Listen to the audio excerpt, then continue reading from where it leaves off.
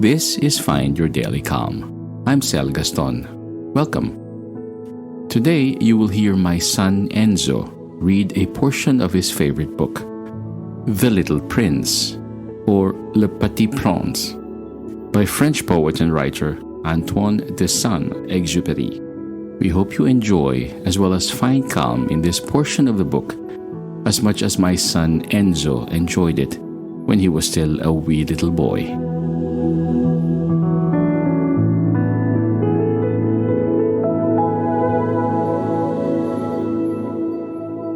He found himself in the neighborhood of the asteroids 325, 326, 327, 328, 329, and 330.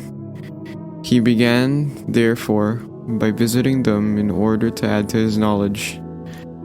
The first of them was inhabited by a king, clad in royal purple and ermine. He was seated upon a throne, which was at the time both simple and majestic. "Ah, here is a subject," exclaimed the king, when he saw the little prince coming, and the little prince asked himself, how could he recognize me when he had never seen me before? He did not know how the world is simplified for kings. To them, all men are subjects. "Approach so that I may see you better," said the king, who felt consumingly proud of being at last the king over somebody. The little prince looked everywhere to find a place to sit down, but the entire planet was crammed and obstructed by the king's magnificent ermine robe. So he remained standing upright, and since he was tired, he yawned. "It is contrary to etiquette to yawn in the presence of a king," the monarch said to him. "I forbid you to do so."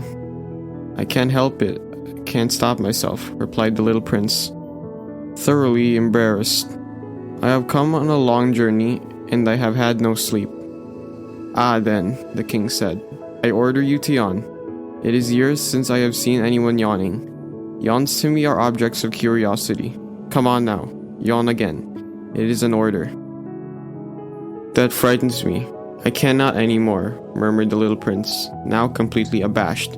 Hum, replied the king. "Then I order you to yawn sometimes and sometimes too." He spluttered a little and seemed vexed, for what the king fundamentally insisted upon was that his authority should be respected. He tolerated no disobedience. He was an absolute monarch. But because he was a very good man, he made his orders reasonable. If I ordered a general, he would say, by way of example, if I ordered a general to change himself into a seabird, and if the general did not obey me, that would not be the fault of the general. It would be my fault. "May I sit down?" came now a timid inquiry from the little prince. "I order you to do so," the king answered him, and majestically gathered in the fold of his ermine mantle. But the little prince was wondering. The planet was tiny. Over what could this king really rule? "Sire," he said to him, "I beg that you will excuse my asking you a question." "I order you to ask me a question," the king hastened to assure him. "Sire, over what do you rule?" "Over everything," said the king with magnificent simplicity. "Over everything?" The king made a gesture, which took in his planet, the other planets, and all the stars. "Over all that?" asked the little prince.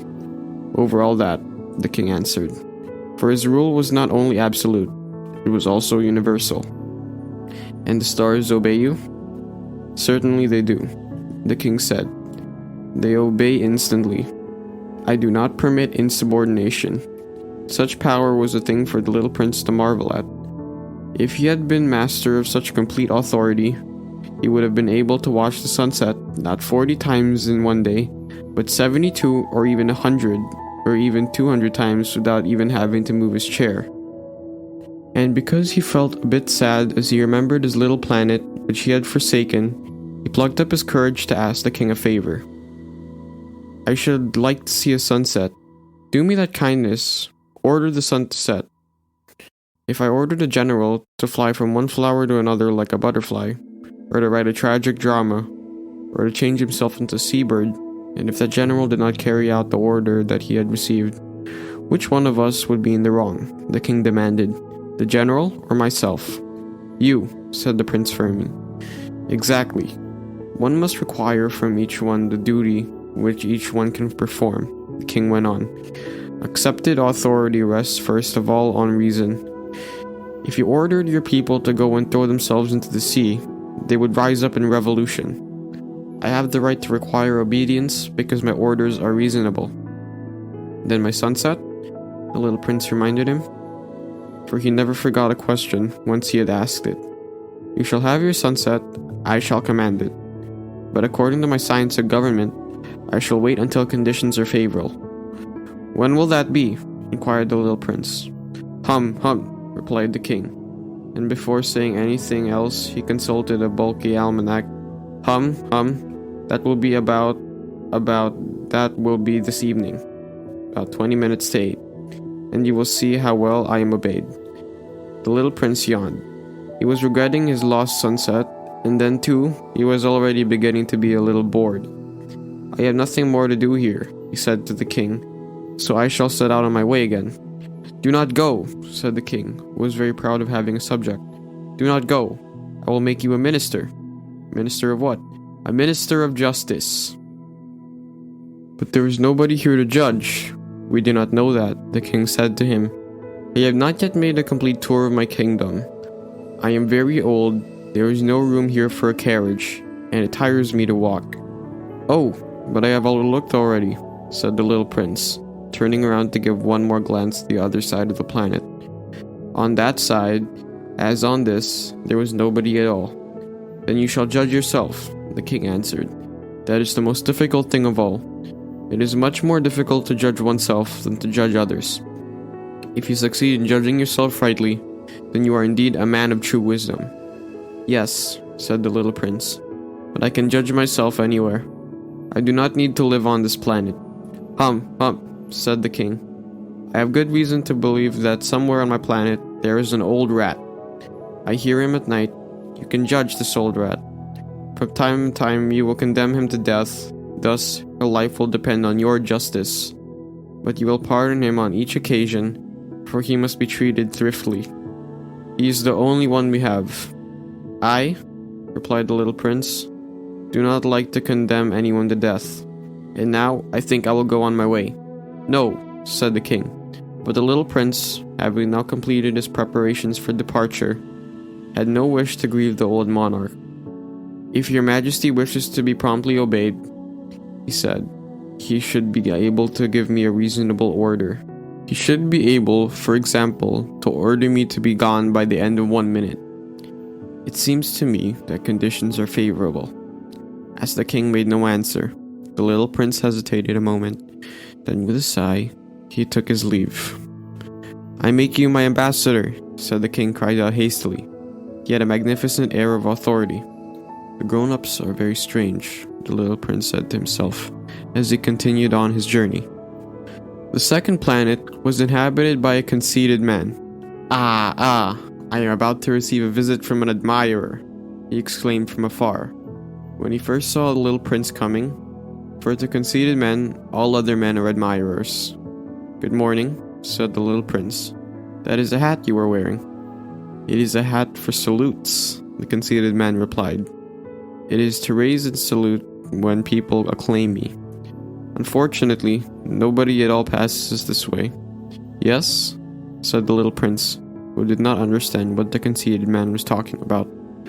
Clap your hands one against the other, the conceited man now directed him. The little prince clapped his hands. The conceited man raised his hat in a modest salute. This is more entertaining than the visit to the king, the little prince said to himself, and he began again to clap his hands one against the other. The conceited man again raised his hat in salute.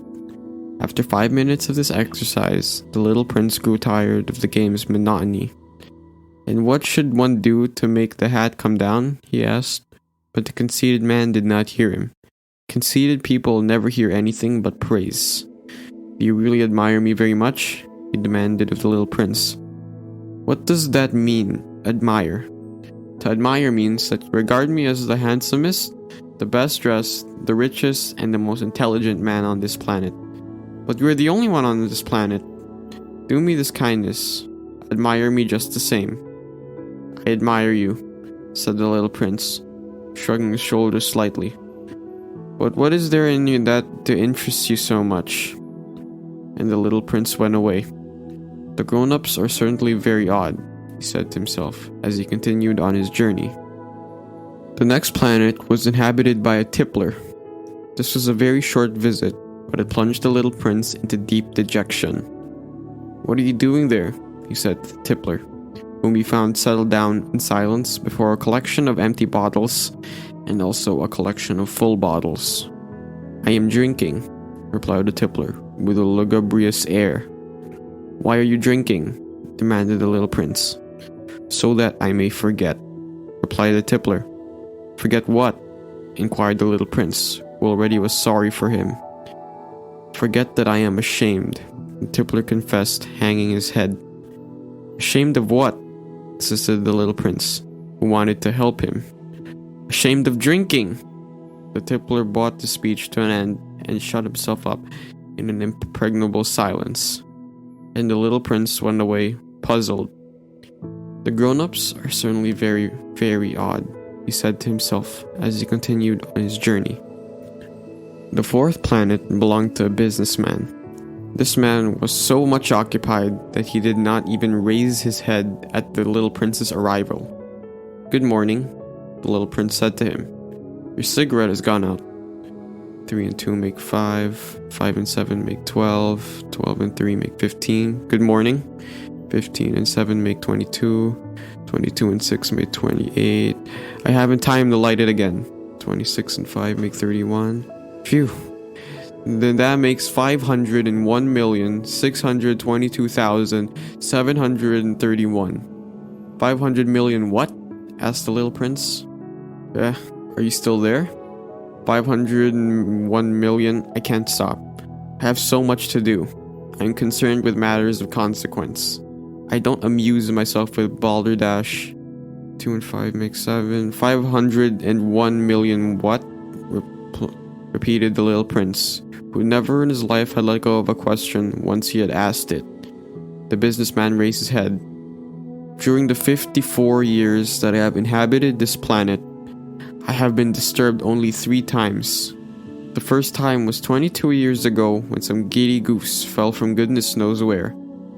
He made the most frightful noise that resounded all over the place, and I made 4 mistakes in my addition.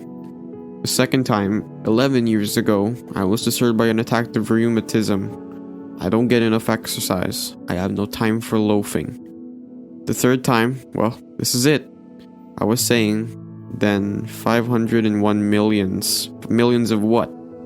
The businessman suddenly realized there was no hope of being left in peace until he answered this question. "Millions of those little objects," he said. "Which one sometimes sees in the sky? Flies? Oh no. Little glittering objects. Bees? Oh no. Little golden objects that set lazy men to idle dreaming. As for me, I am concerned with matters of consequence. There is no time for idle dreaming in my life." "Ah, you mean the stars?"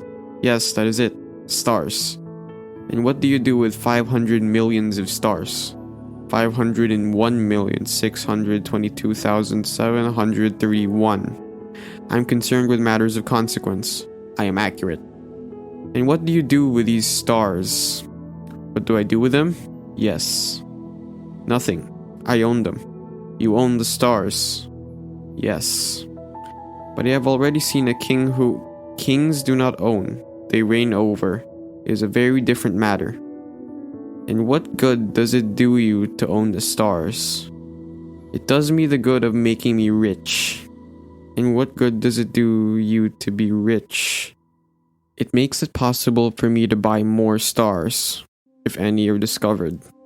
This man, the little prince said to himself, reasons like my poor tippler. Nevertheless, he still has some questions. How is it possible for one to own the stars? To whom do they belong? The businessman retorted, peevishly. "I don't know. To nobody." "Then they belong to me, because I was the first person to think of it." "Is that all that is necessary?" "Certainly. When you find a diamond that belongs to nobody, it is yours. When you discover an island that belongs to nobody, it is yours. When you get an idea before anyone else, you take out a patent on it, it is yours. So with me, I own the stars, because nobody else before me ever thought of owning them. Yes, that is true, said the little prince. And what do you do with them? I administer them, replied the businessman. I count them and recount them. It is difficult, but I am a man who is naturally interested in matters of consequence. The little prince was still not satisfied. If I owned a silk scarf, he said, I could put it around my neck and take it away with me. If I owned a flower, I could pluck that flower and take it with me. But you can't pluck the stars from heaven. No, but I can't put them in the bank. Whatever does that mean? That means that I write the number of my stars on a little paper, and then I put this paper in a drawer and lock it with the key. And that is all? That is enough, said the businessman. It is entertaining, thought the little prince. It is rather poetic, but it is of no great consequence. On matters of consequence, the little prince had ideas which were very different from those of the grown-ups. I myself own a flower, he continued his conversation with the businessman, which I water every day. I own 3 volcanoes, which I clean out every week, for I also clean out the ones that is extinct. One never knows. It is of some use to my volcanoes, and it is of some use to my flower, that I own them. But you are of no use to the stars. The businessman opened his mouth, but he found nothing to say in answer, and the little prince went away. The grown-ups are certainly altogether extraordinary, he said simply, talking to himself as he continued on his journey. The 5th planet was very strange. It was the smallest of all. There was just enough room on it for a street lamp and a lamplighter.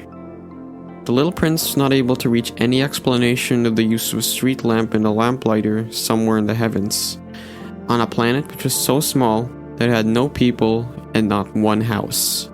But he said to himself, nevertheless, it may well be that this man is absurd, but he's not so absurd as the king, the conceited man, the businessman, and the tippler, for at least his work has some meaning. When he lights a street lamp, it is as if he bought one more star to life, or one flower. When he puts out his lamp, he sends the flower or the star to sleep. That is a beautiful occupation. And since it is beautiful, it is truly useful. When he arrived on the planet, he respectfully saluted the lamplighter. Good morning, sir. Why have you just put out your lamp? Those are the orders, replied the lamplighter. Good morning. What are the orders? The orders are that I put out my lamp. Good evening. And he lighted his lamp again. But why have you just lighted it again? Those are the orders, replied the lamplighter.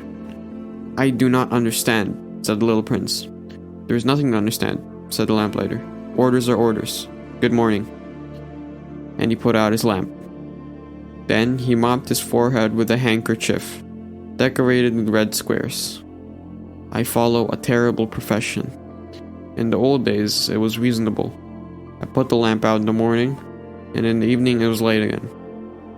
I had the rest of the day for relaxation, and the rest of the night for sleep. And the orders have been changed since that time? The orders have not been changed, said the lamplighter. That is the tragedy. From year to year, the planet has turned more rapidly, and the orders have not been changed. Then what? Asked the little prince. Then, the planet now makes a complete turn every minute, and I no longer have a single second for repose. Once every minute, I have to light my lamp and put it out. That is very funny. A day lasts only 1 minute, here where you live. It is not funny at all, said the lamplighter. Well, we have been talking together. A month has gone by. A month? Yes, a month. 30 minutes, 30 days. Good evening. And he lighted his lamp again. As the little prince watched him, he felt that he loved this lamplighter, who was faithful to his orders. He remembered the sunsets which he himself had gone to seek, in other days merely by pulling up his chair, and he wanted to help his friend. "You know," he said, "I can tell you a way you can rest whenever you want to." "I always want to rest," said the lamplighter, "for it is possible for a man to be faithful and lazy at the same time." The little prince went on with this explanation. "Your planet is so small that 3 strides will take you all the way around it. To be always in the sunshine, you need only walk along rather slowly. When you want to rest, you will walk and the day will last as long as you like." "That doesn't do me much good," said the lamplighter. "The one thing I love in life is to sleep." "Then you're unlucky," said the little prince. "I am unlucky," said the lamplighter. "Good morning," and he put out his lamp. "That man," said the little prince to himself, as he continued further on his journey, "that man would be scorned by all the others, by the king, by the conceited man, by the tippler, by the businessman. Nevertheless, he is the only one of them all who does not seem to me ridiculous. Perhaps that is because he is thinking of something else besides himself." He breathed a sigh of regret and said to himself again, "That man is the only one of them all whom I could have made my friend. But his planet is indeed too small. There is no room on it for 2 people." What the little prince did not dare confess was that he was sorry most of all to leave this planet, because it was blessed every day with 1,440 sunsets.